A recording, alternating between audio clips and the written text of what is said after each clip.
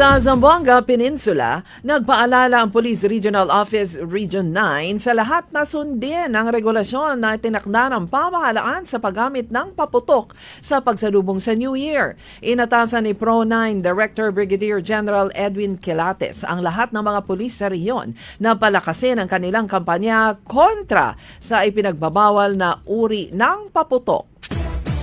Sa Caraga Region, iniulat ng Department of Health na isang 9 na taong gulang na bata ang nasugatan dahil sa paputok. Ang biktima ay mula sa Surigao City na nagtamo ng firecracker injury sa kanyang mga mata. Ligtas na ang bata pero apektado ang kanyang paningin at kinakailangang maoperahan. Sa General Santos City, personal ang motibo ng mga bumaril at nakapatay sa negosyanteng si Alan Granada Jr. Isinasara ni Granada ang kanyang tindahan sa Barangay Labangal nang siya'y barilin alas 6 ng gabi nitong linggo. Agad na tumakas ang dalawang mga suspect sa pamamaril.